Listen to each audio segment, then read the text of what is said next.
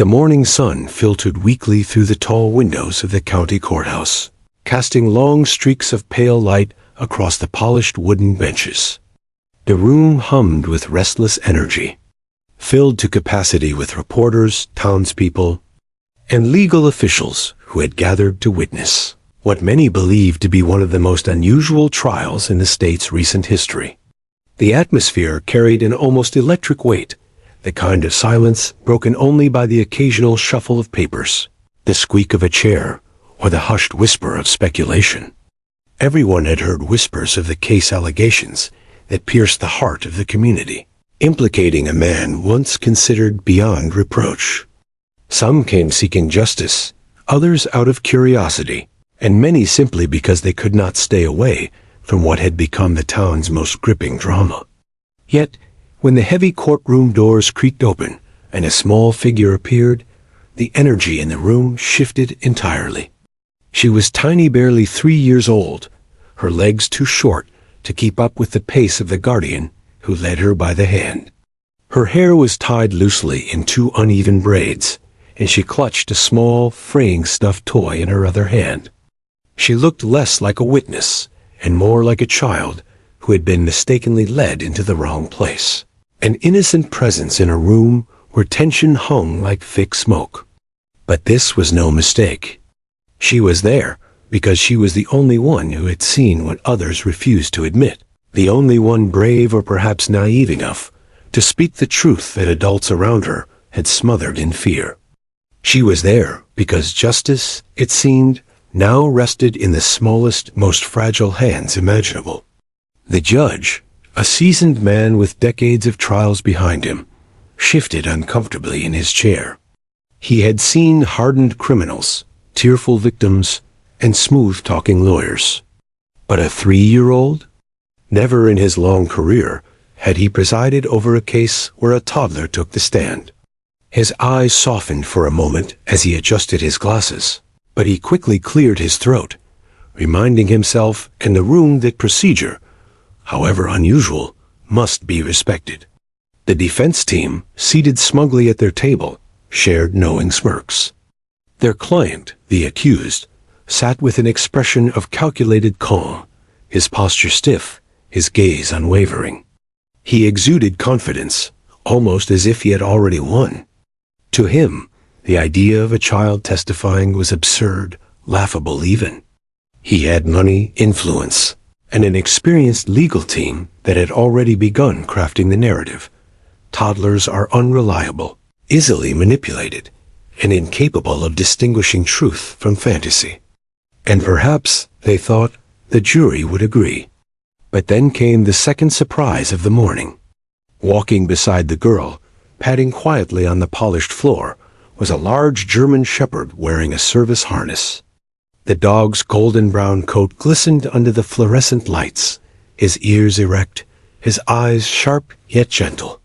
A murmur rippled through the courtroom. Some recognized the dog immediately. He was part of the department's K-9 unit, trained not only for search and protection, but also as a comfort companion for vulnerable witnesses, particularly children. The girl's tiny hand reached instinctively for his fur, her fingers curling into the thick coat as though it were the only anchor she had in the sea of strangers staring at her. She did not cry, nor did she smile. She simply clung to the dog, burying her face briefly against him before shuffling toward the witness stand. "Order in the court," the judge called, banging his gavel lightly, though his voice lacked its usual firmness. He, too, was affected by the sight. The jury watched closely, their expressions a mix of skepticism and sympathy. Could this child possibly contribute anything meaningful? Could her words really decide the fate of a man whose influence reached deep into the town's veins? Some jurors doubted it. Others, particularly the parents among them, felt a stirring of protective instinct. The prosecutor, a woman known for her relentless pursuit of justice, stood to address the court. But unlike her usual fiery tone, her voice softened as she approached the girl. "Hi, sweetheart," she said gently, crouching slightly to meet the child's gaze. "Do you remember why you're here today?" The girl blinked, her grip on the dog tightening. She did not answer. The prosecutor did not push. She smiled reassuringly, stepping back. "It's okay. Take your time." The defense lawyer leaned back in his chair, smirking, tapping his pen against the table. "This is what they've got?" he whispered to his colleague. "A toddler who won't even speak." The judge cleared his throat again. "Proceed carefully, counselor. The child's age demands patience." Patience was indeed the word of the moment. The courtroom held its collective breath, watching the little girl as she squirmed in her seat. Her legs dangled above the floor, unable to reach the ground. She glanced at the jurors, then quickly looked away, her eyes finding comfort only in the loyal gaze of the German shepherd sitting quietly at her side. For several minutes, the silence stretched painfully long. Reporters scribbled notes, glancing at each other, already predicting headlines of a failed testimony. The defense exuded confidence, their strategy fortified by the child's quietness. But the prosecutor knew better. This was not just about questions and answers. This was about trust, about creating a safe space for a little girl who had been thrust into the harshest spotlight imaginable. She waited, allowing the child to grow accustomed to the room. Finally, the girl whispered something inaudible at first, only to the dog, whose ears flicked forward at the sound. "What was that, sweetie?" the prosecutor asked softly, leaning closer. The girl raised her head slightly, her lips trembling, and repeated herself, a little louder this time. It was not yet a full statement, not enough to shake the case. But it was a beginning, a fragile thread of truth, woven into a courtroom that had been drowning in lies and silence. The jury leaned in, straining to hear. The defense stiffened. The judge adjusted his glasses once more, his skepticism melting ever so slightly. And somewhere in the back of the room, a reporter jotted down a sentence that would later become the headline of the trial. A 3-year-old girl takes the stand, and with a police dog by her side, begins to unravel the silence surrounding the town's darkest secret. The case had officially begun. And though no one could predict the twists that lay ahead, one thing was certain.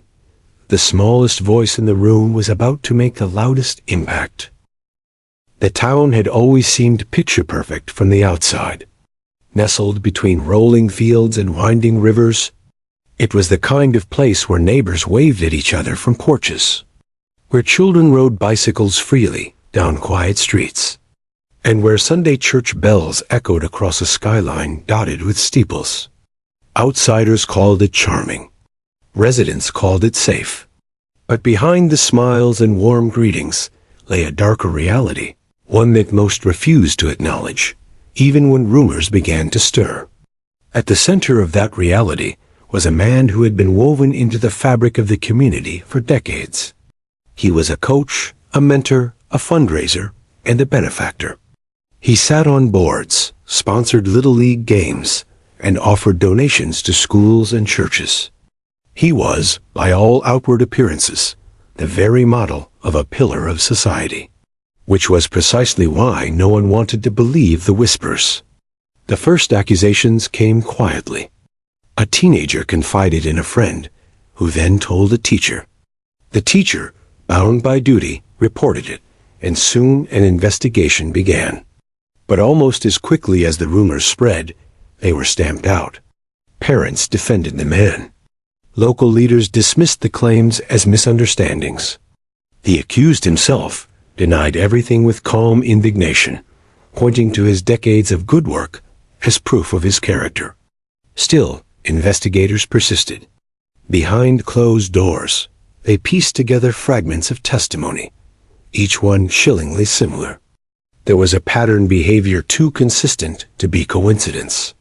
And among the fragments was one detail that investigators couldn't ignore. A 3-year-old child had been present, had seen something, had repeated words no toddler could invent. The prosecutor, seasoned but weary, from years of watching powerful men escape accountability, felt both hope and dread. Hope that this child's testimony could break the case open. Dread that asking so much of someone so small could backfire disastrously. Inside her office, files stacked high on her desk, she stared at a single photograph clipped to the case folder. It showed the girl smiling shyly, clutching the same worn stuffed animal she now carried everywhere. A child too young to grasp the weight of her role, yet the only one who might speak the truth out loud. The prosecutor had argued with her team. It's risky. The defense will tear us apart for putting her on the stand. They'll call her words unreliable. They'll say she's been coached. But the investigators were clear. Without her, the case was dangerously thin. Too many adults were unwilling to testify.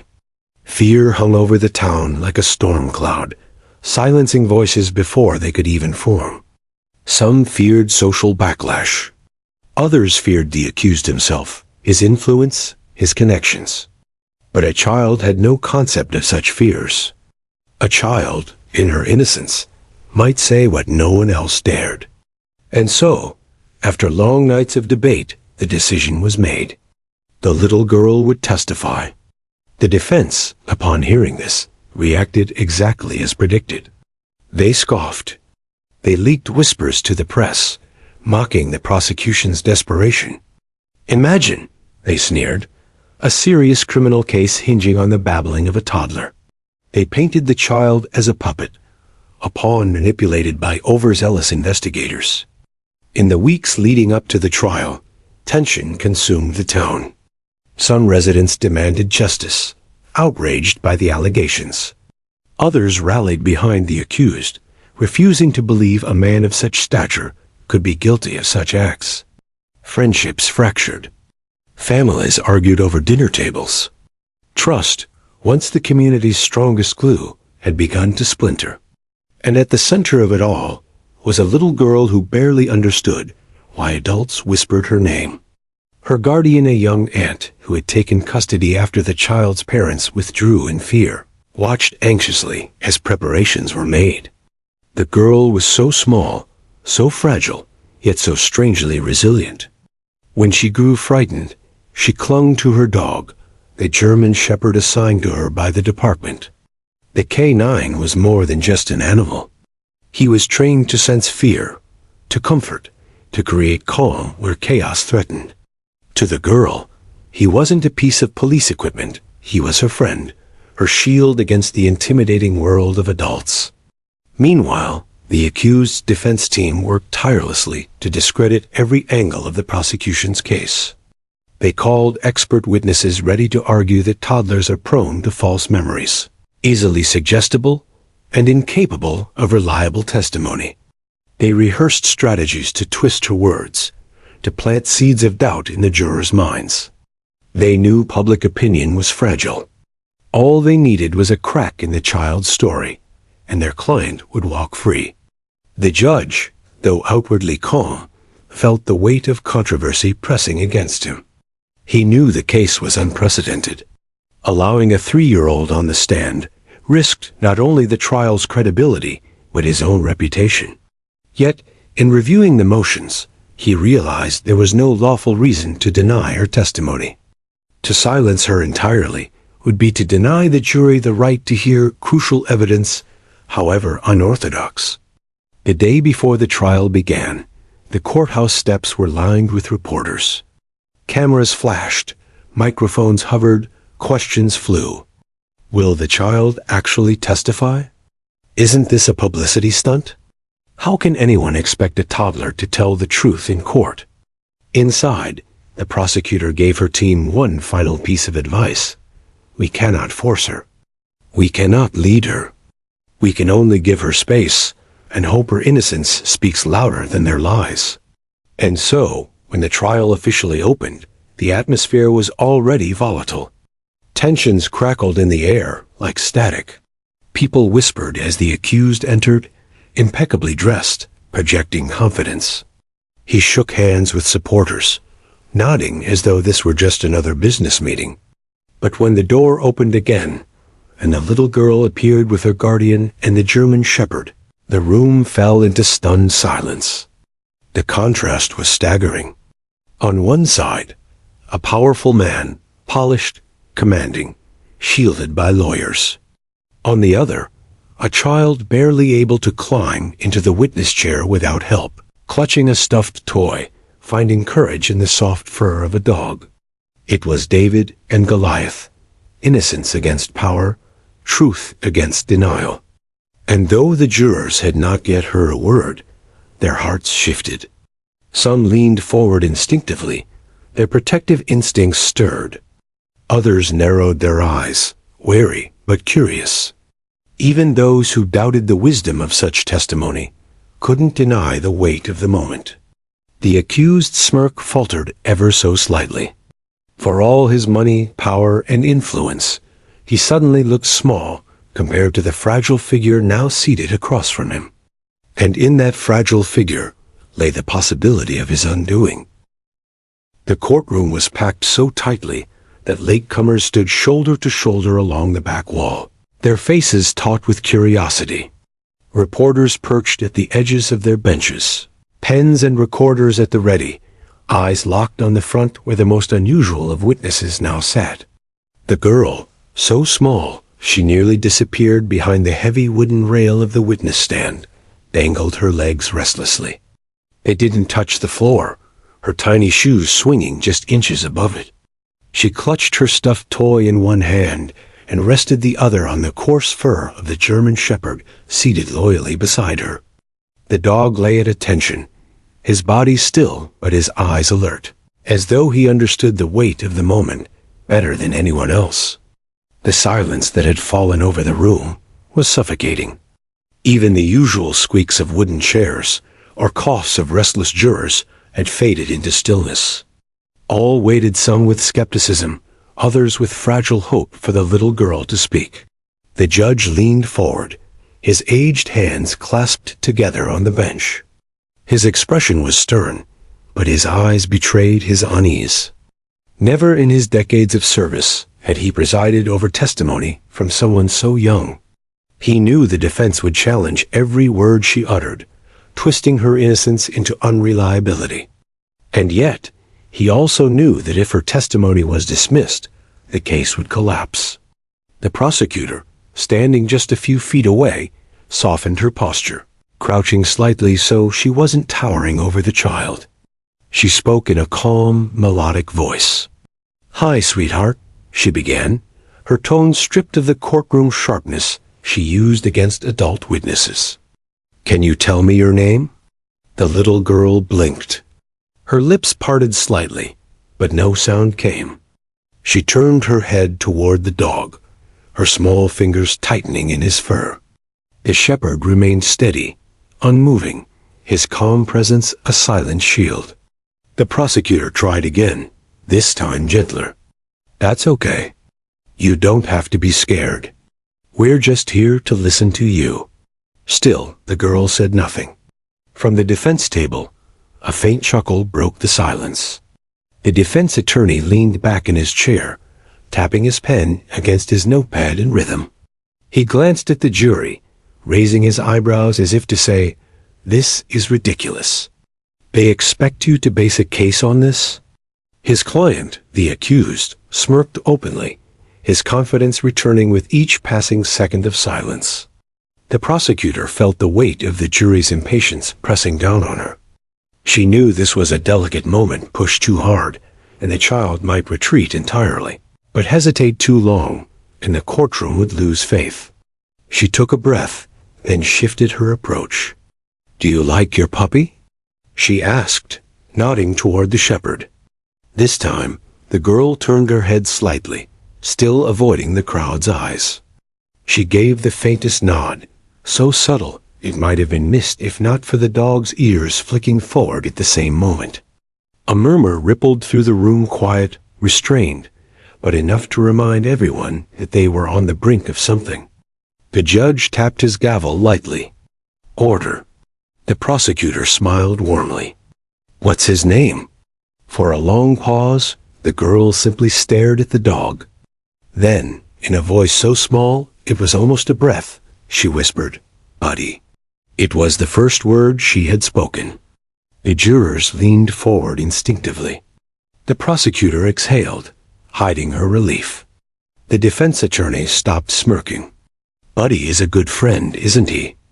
The prosecutor continued, keeping her question simple, her tone conversational. The girl's fingers stroked the dog's head. He stays, she whispered. Yes, he stays, the prosecutor echoed softly. And he's here to stay with you today, while you talk. You're not alone. The child pressed her face briefly against Buddy's fur, as if confirming the truth of the words.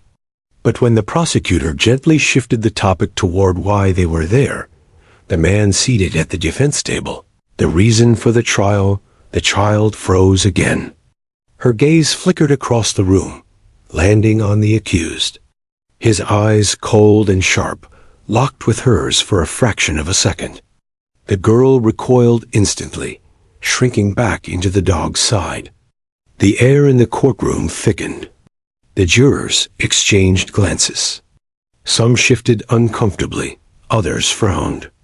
The prosecutor saw it too, the fear in the child's posture, the way her body tensed at the mere sight of the man. The defense attorney pounced on the opportunity. Your Honor, he said smoothly, rising to his feet, this is absurd. Clearly, the child is frightened and confused. This is nothing but emotional theater designed to manipulate the jury. The judge lifted a hand. Sit down, counselor. The court will allow the testimony to proceed. His tone was sharp enough to cut short further protest. The prosecutor leaned in again, this time with the gentlest of questions. Sweetheart, do you remember why you're here today? For several agonizing moments, the girl said nothing. The room seemed to hold its breath, suspended between expectation and disappointment. Even Buddy's steady breathing seemed to echo louder than usual. Then, in the smallest trembling voice, the girl said, Because he hurt me. Gasps erupted from the gallery. Reporters' pens scratched furiously across notepads. Jurors stiffened, some leaning so far forward they nearly slipped off their benches. The accused's smirk vanished, replaced by a thin line of tension across his jaw. The defense attorney's eyes widened briefly before narrowing again, scrambling to mask his client's unease. The prosecutor's heart thundered. It wasn't a full account, not yet, but it was enough to shatter the silence, enough to pierce through the smug certainty that had hung over the defense table. Can you tell me how? The prosecutor asked softly, but the girl shook her head violently, burying her face in Buddy's neck. The judge intervened, his voice calm but firm. We will allow the witness a moment. The room remained hushed, but the shift was undeniable. The jury had heard the words. The fragile voice of a child had carried more weight than any argument so far. And though the defense would dismiss it, and though the battle was far from over, everyone present felt the tremor of truth ripple through the courtroom. The silent standoff had ended. The little girl had spoken, and nothing would be the same again. The room seemed to vibrate with the echo of the child's fragile confession. Because he hurt me. 3 words, whispered in a trembling voice, yet heavy enough to tilt the balance of the entire trial. The courtroom had erupted in a wave of whispers before the judge's gavel struck hard, restoring silence. The jurors, who only moments earlier had worn masks of skepticism, now looked unsettled. Some leaned back in their seats, others sat rigid. But none could erase the image of the tiny girl, clutching her stuffed toy and the German shepherd by her side, her innocence colliding with the gravity of the accusation. The prosecutor, sensing both opportunity and danger, steadied herself. This was a fragile dance push too quickly, and the child might retreat into silence again. She crouched low, lowering her voice until it sounded more like a lullaby than a question. You did so good, sweetheart, she said softly. Can you tell me what you remember? The girl shifted uneasily, her eyes darting to the accused at the defense table. He sat stiff and unyielding, his eyes narrowed, as though daring her to speak again. For a fleeting second, the little girl froze, fear washing over her features. But then her small hand stroked the fur of Buddy, the police dog at her side, and something in her posture changed. She straightened ever so slightly, pressing her cheek to the shepherd's shoulder, as though drawing strength from him. And then, in that same soft, quivering voice, she spoke. "I saw his watch." The words were unexpected, almost confusing in their simplicity. The courtroom leaned in, puzzled. The prosecutor blinked, then adjusted quickly. "You saw his watch?" she repeated, gently. The little girl nodded. It ticked loud. She lifted her hand, mimicking the motion of tapping her wrist. Tick, tick, tick. At the defense table, the attorney sat up straighter, his pen halting mid-tap. The prosecutor pressed carefully. "Sweetheart, can you tell us more about the watch?" The child frowned, as though reaching deep into her memory. "It had a circle," she said, tracing a shaky circle in the air. "And a little crack. Like this." She held her toy close and pointed to a tiny scratch on its plastic button, drawing a parallel with the imperfection she remembered. Gasps rippled through the gallery. Investigators exchanged glances. One of them scribbled something furiously on a notepad, because buried in the evidence file was a small detail few had considered important. During the initial search of the accused's home, they had seized a wristwatch, a gold-plated timepiece with a cracked face. The prosecutor's pulse raced. She hadn't expected this. The child had just provided a link no one else could have made. But she treaded carefully, wary of leading. "Can you tell me, sweetheart, when you saw his watch?"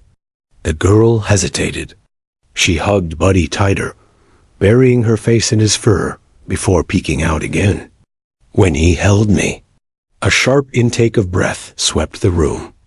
The jurors shifted uneasily. The accused shifted too, for the first time since the trial began. His jaw clenched, his confident mask slipping ever so slightly. The defense attorney was on his feet in an instant. "Objection, Your Honor," he barked, leading. Manipulative questioning of a toddler. "This is absurd," but the judge's gavel cut him off. "Overruled," he said firmly. His eyes, however, flickered with a weight he could not conceal. The prosecutor's voice remained steady. "Sweetheart, you said he held you. Can you tell me more about that?" The child's eyes welled with tears, but her voice, though quiet, carried across the courtroom. "He said, 'Don't tell,'" he said. "Be quiet." The jurors leaned forward, their faces tight with unease. The gallery murmured again, forcing the judge to call for silence. Reporters' pens flew across paper, capturing every word, every tremor of the child's voice. The prosecutor softened further. "And did you tell?" The girl shook her head quickly. "I didn't, but Buddy knows."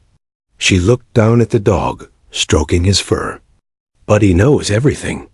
The comment, so innocent and childlike, rippled with deeper meaning. The dog had not only calmed her, but his presence seemed to validate her truth. To her, Buddy wasn't just a comfort animal, he was her silent witness, her guardian, the one who had heard the secret before anyone else. The prosecutor allowed the words to linger, sensing their impact.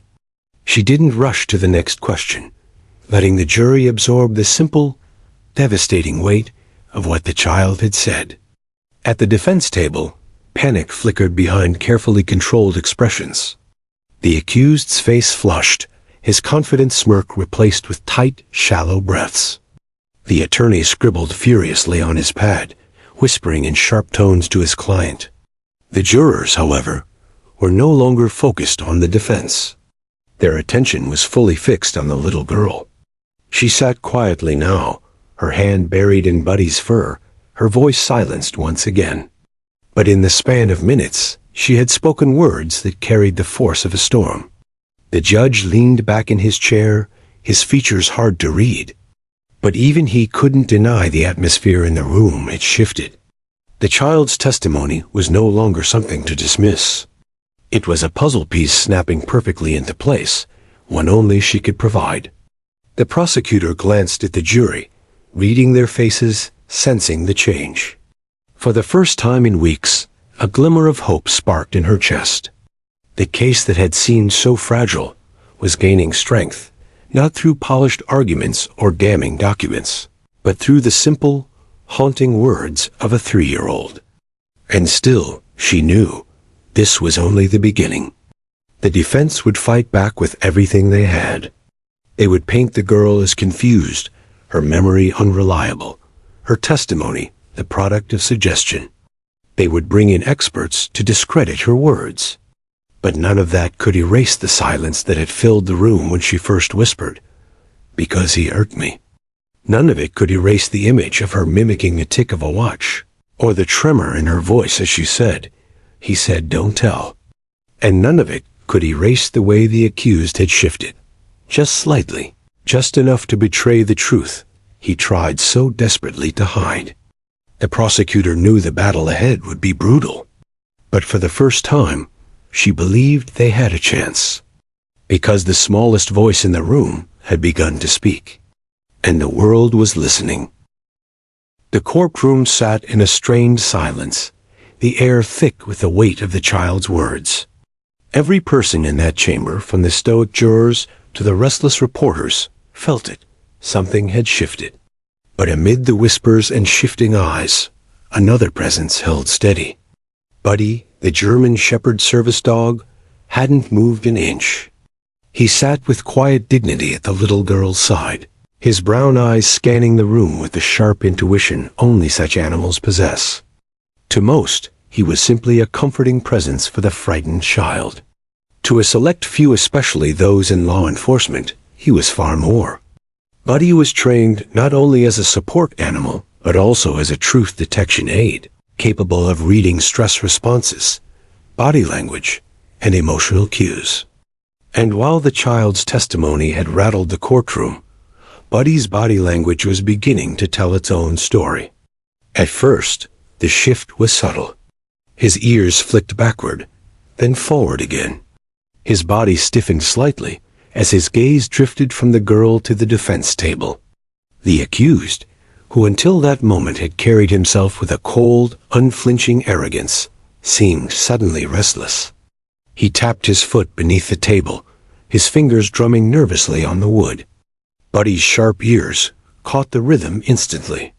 His posture changed again, alert, but calm, tail stiff against the ground. The prosecutor noticed. She had worked alongside K9 South before.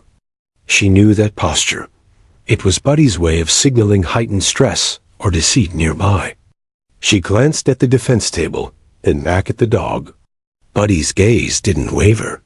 And then, almost imperceptibly, he exhaled a low rumble, not a growl, not aggressive, but a deep-chested alert sound that caused the child to look at him, then back toward the accused.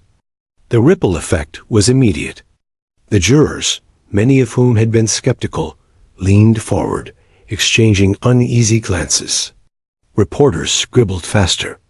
The accused shifted again, his jaw tightening, his eyes darting around the room, as though suddenly too aware of the invisible spotlight.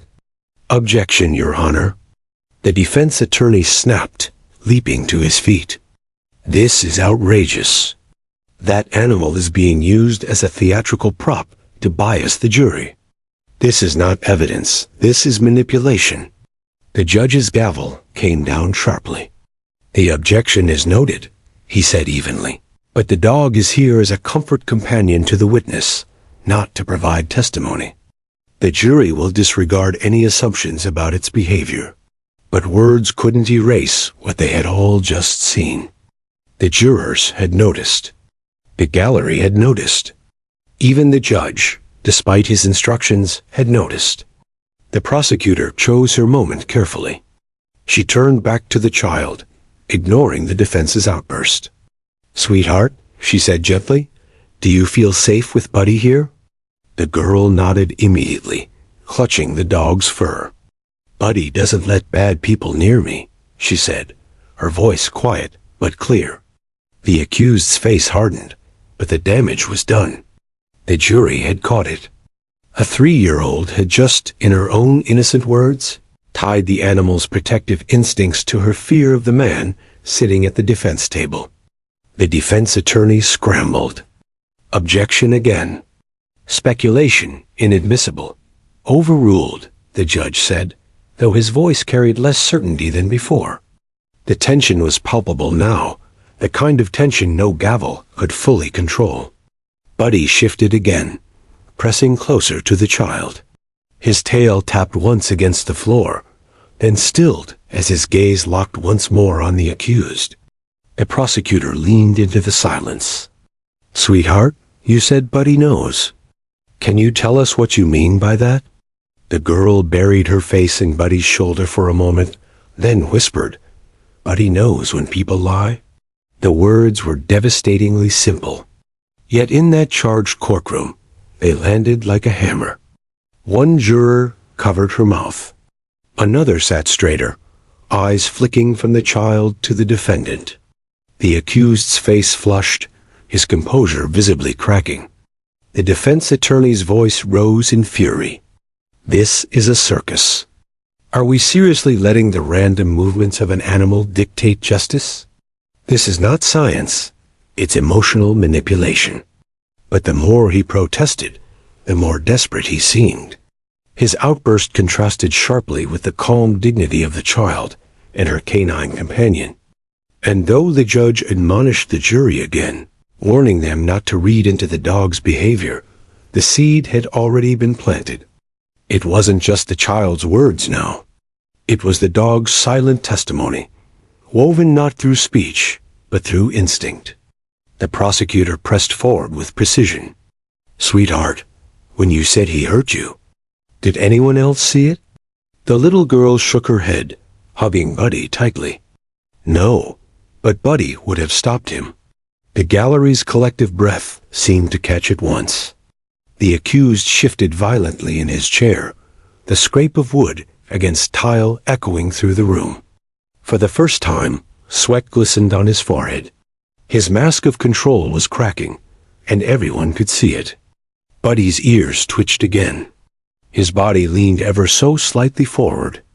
To trained officers in the room, it was unmistakable. The dog was reacting not to the girl, but to the sudden spike of stress from the defendant. The prosecutor didn't need to say it aloud. She didn't have to argue. The courtroom itself was absorbing the contrast, the serenity of a child and her guardian dog against the unraveling facade of the accused. By the time the judge called for a recess, the damage was irreparable. The jurors filed out silently, some stealing glances at the defendant, others lingering on the child and her dog. The gallery erupted in hushed conversations. Reporters darted toward the doors, ready to file breaking headlines. And the accused? He sat rigid, fists clenched, eyes burning holes into the floor. The defense attorney leaned close, whispering furiously, but the man no longer appeared untouchable. His shoulders hunched, his breathing shallow, his composure gone. Because in the quietest, most unexpected way, the case had shifted again.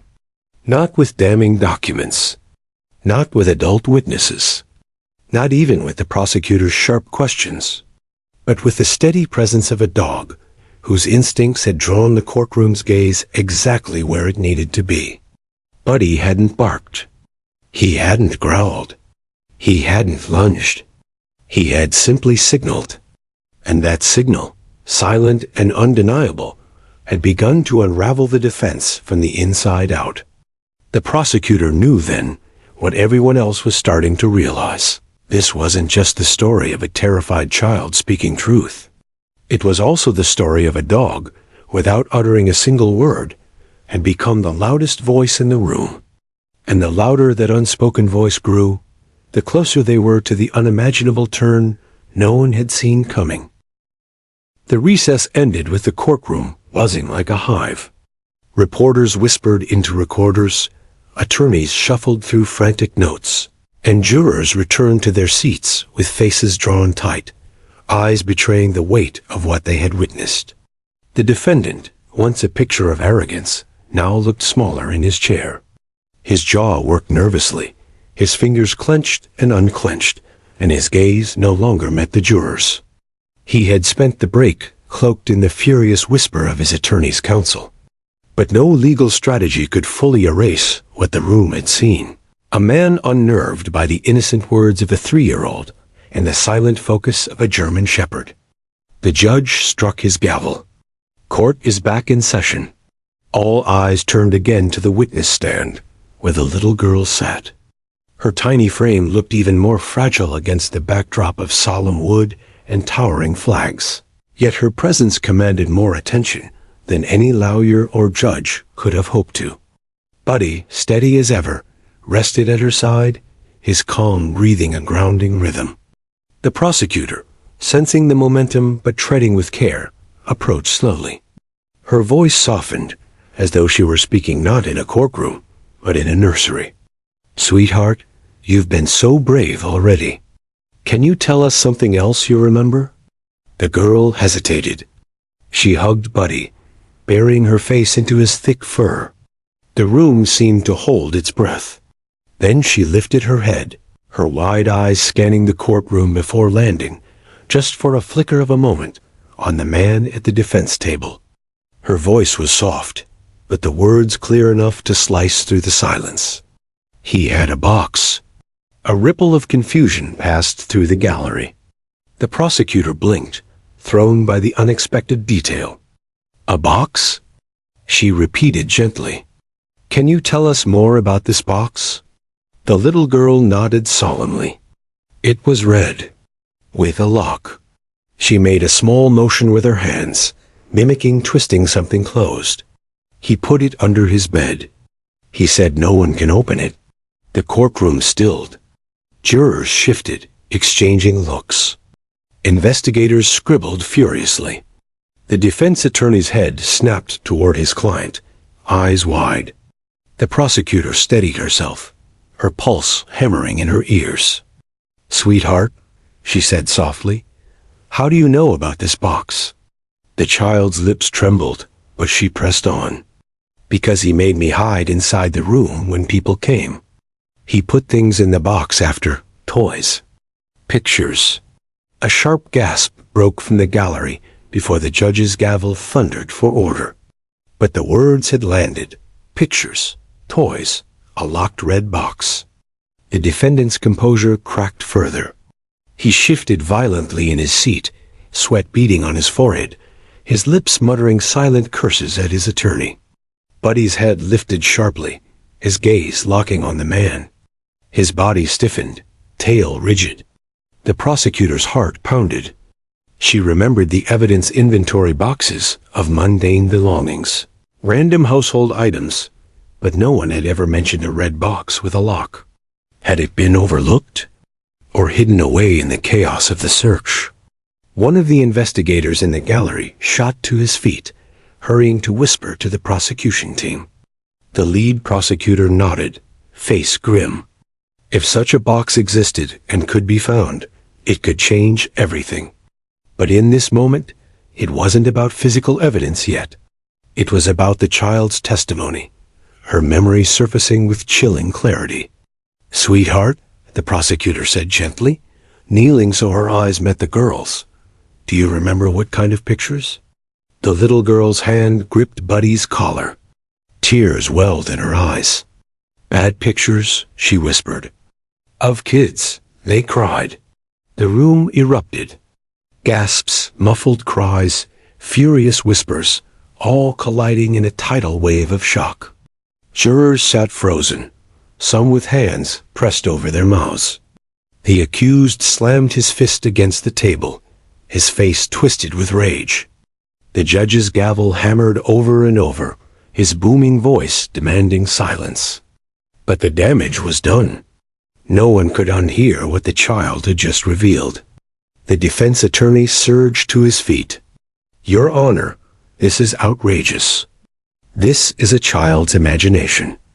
A 3-year-old cannot distinguish fantasy from reality, but his words fell flat, because the image had already been burned into every mind in the room. A locked red box, hidden under a bed, filled with damning secrets only the victim herself could have known about. The prosecutor rose slowly. "Your Honor," she said carefully, her voice steady despite the thunder in her chest. "In light of this revelation, the prosecution requests an immediate review of the evidence seizure. If such a box exists and is recovered, it may corroborate the witness's testimony." The judge paused, his face grave. "Motion noted. The request will be reviewed." But the jurors didn't need to wait for a ruling. They had seen the accused unravel. They had heard the child describe with eerie accuracy a hidden object no one else in the courtroom had mentioned. The little girl, exhausted, leaned fully into Buddy, her words spent, her eyes heavy. But the effect lingered like a storm cloud, because in a single fragile testimony, she had cracked open the defense's carefully built walls. She had drawn a map that investigators could now follow. And more importantly, she had given the jury something more powerful than documents or expert witnesses could ever deliver. An image so vivid, so specific, that it could not be ignored. The defense attorney slumped into his seat, his face ashen.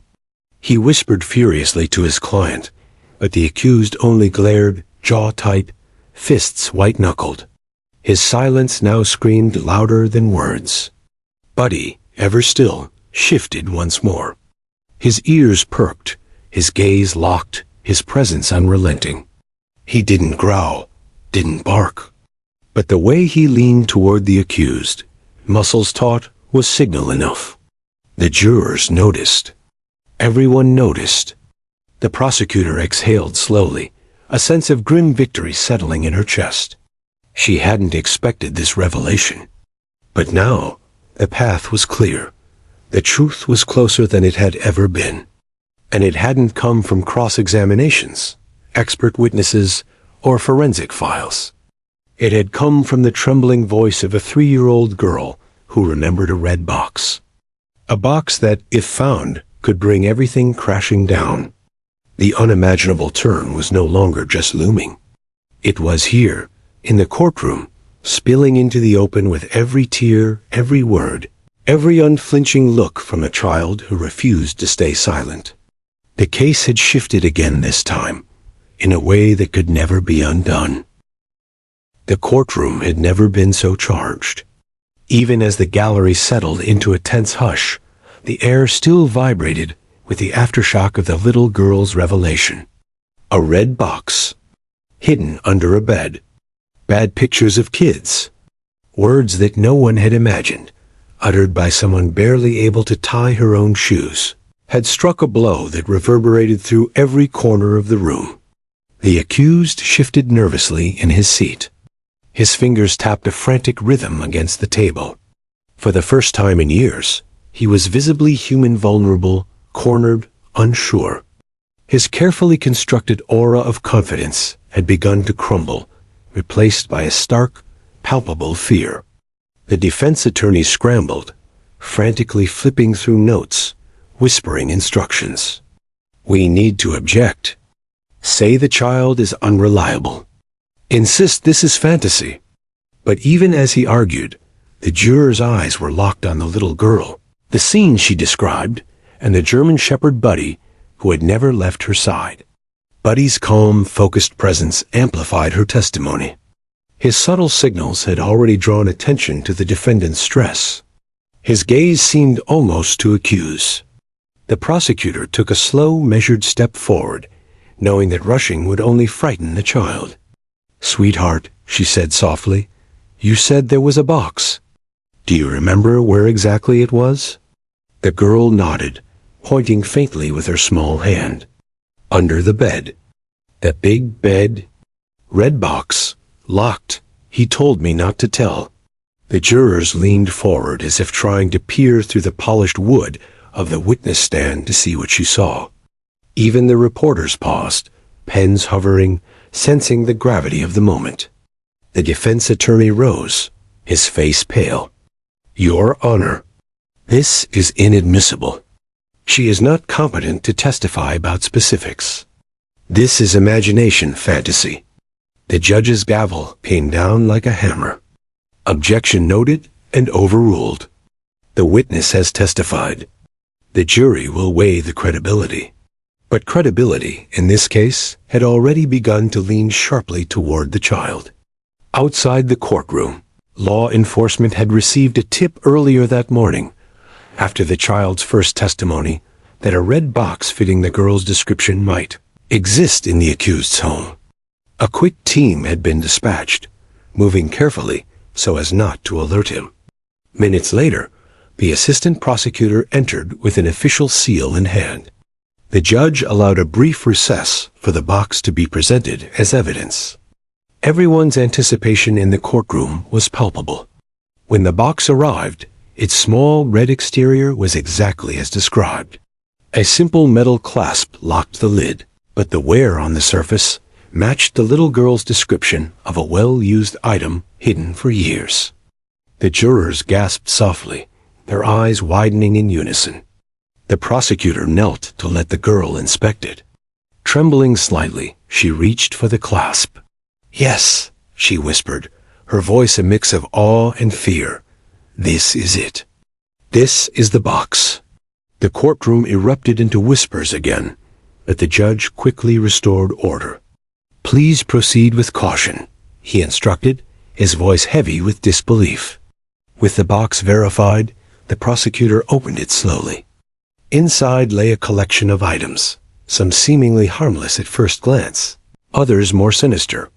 Papers, drawings, a few small toys, and photographs, the very images the girl had described. Evidence that no one could now ignore. The accused stiffened, a visible shiver running through him. His attorney's face had gone pale. They had anticipated objections, counter-arguments, even denials, but not a physical manifestation of the child's testimony so precise, so undeniable.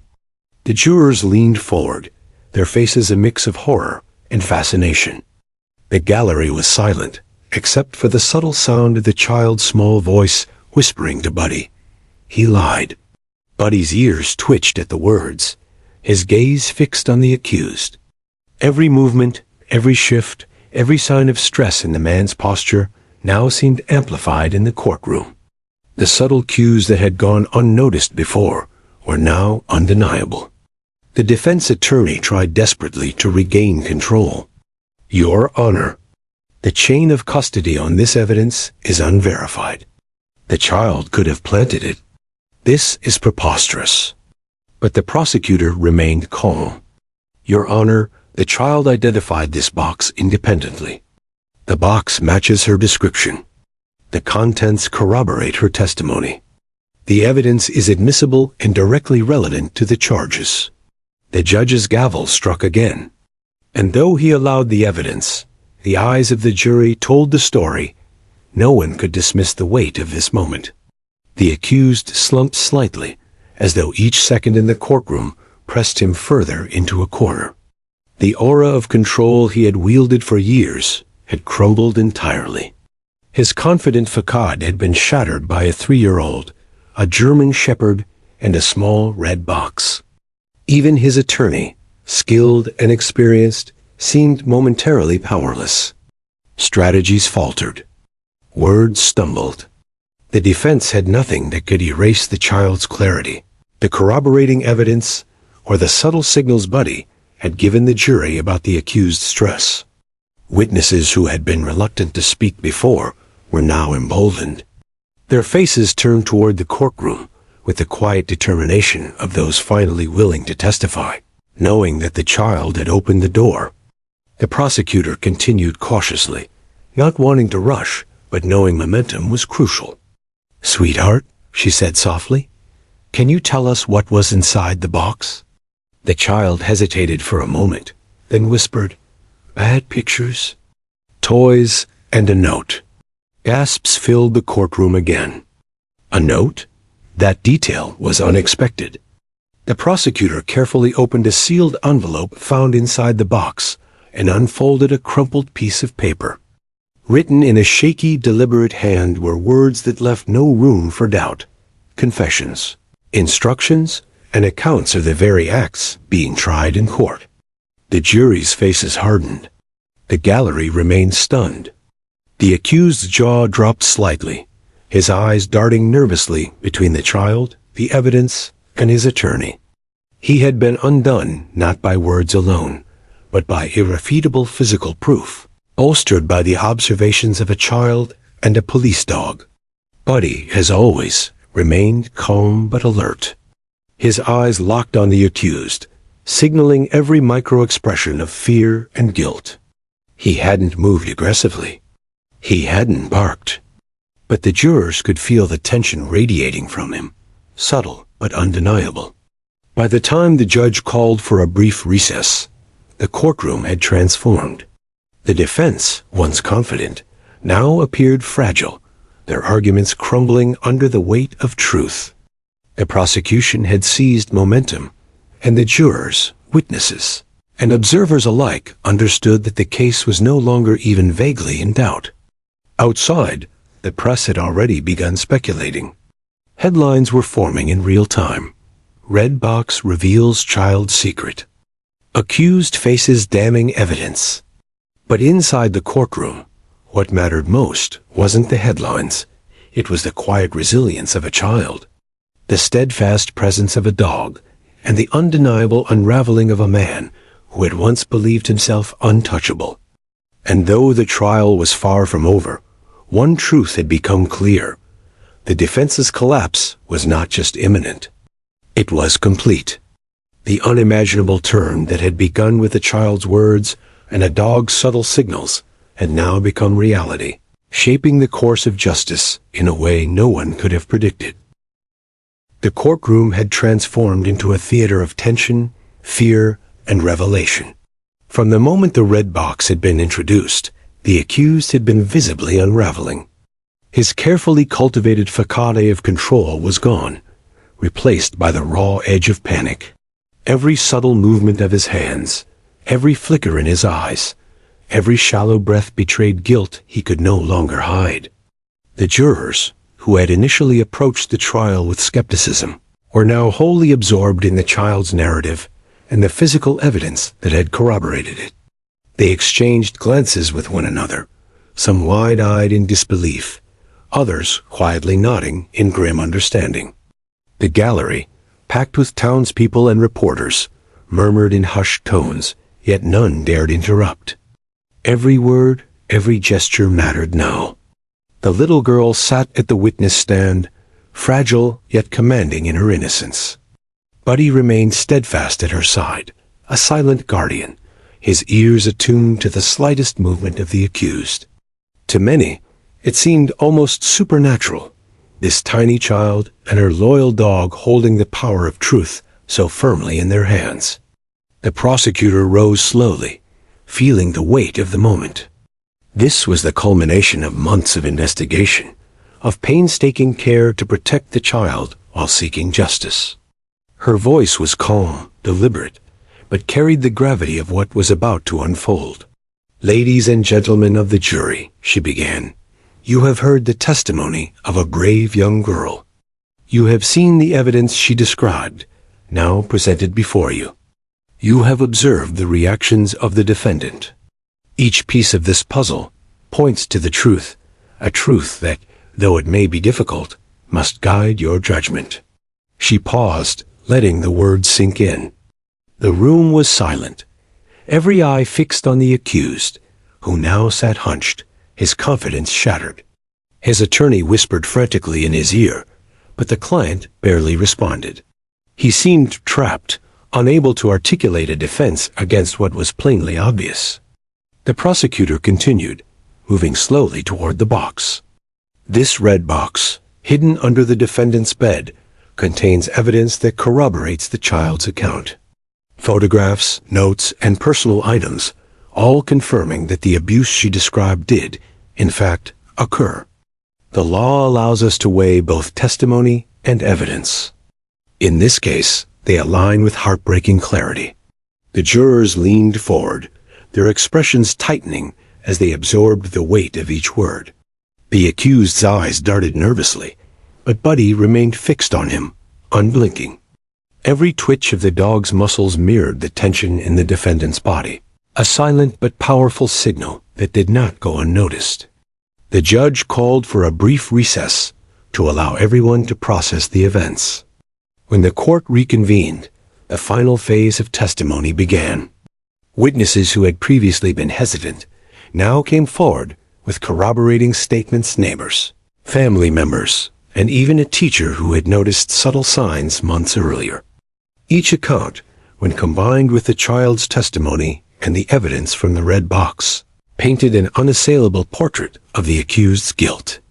The defense attorney attempted last-ditch objections, claiming unreliability, suggestibility, and the supposed influence of the dog. Yet the judge, firmly maintaining control of the courtroom, dismissed each argument. The jury had already seen the truth through a lens that no amount of legal maneuvering could obscure. Finally, the moment of deliberation arrived. The jury filed into the room, their faces solemn. The accused sat in stunned silence, his lawyer whispering words of counsel that now seemed hollow and insufficient. Buddy remained with the little girl, his calm presence a reminder of the strength and bravery that had carried the truth into the courtroom. Hours passed in tense silence. Outside, the town waited with bated breath. Word of the trial and the red box had already spread like wildfire. Yet inside, the jurors were methodical, weighing the child's testimony, the physical evidence, and the corroborating accounts.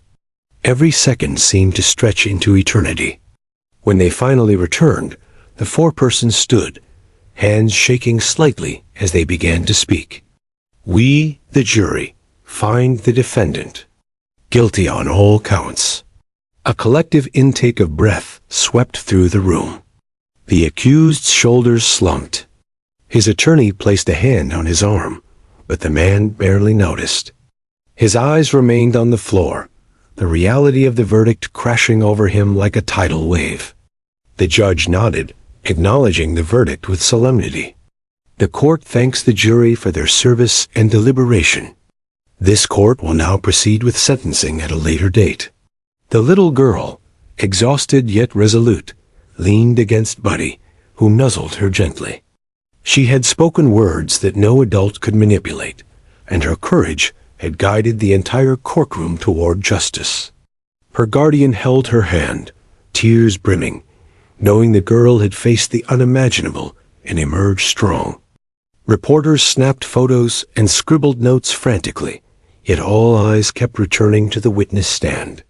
It was clear that the hero of this story was not just the legal system, but a tiny child and the dog who had protected her, guided her, and silently reinforced the truth. Outside the courtroom, the townspeople had gathered in the square, waiting for news. When the verdict was announced, relief and celebration spread among those who had long feared the accused's influence. Many had lived with quiet fear, but now they could breathe again, knowing justice had finally been served. Inside, the prosecutor allowed herself a rare smile. The months of careful preparation, the sleepless nights, the delicate handling of a child's testimony, all had culminated in this moment.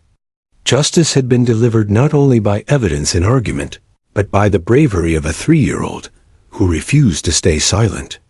The accused was led away, his steps heavy, the weight of the consequences finally sinking in.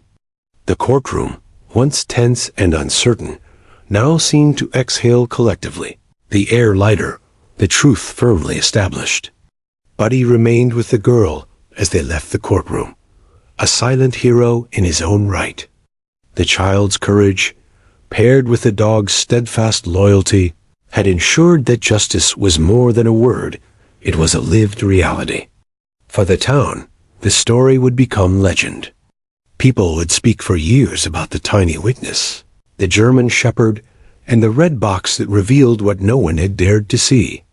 They would tell children about bravery, truth, and the quiet power of innocence. And for the little girl, who had faced the unimaginable at just 3 years old, the world was finally a safer place. Though the memories would always remain, she had turned fear into action, words into power, and silence into justice. The courtroom doors closed behind them. Justice had been served. And for the first time in a long while, the town breathed freely, knowing that truth, however small or fragile it may appear, always had the power to prevail.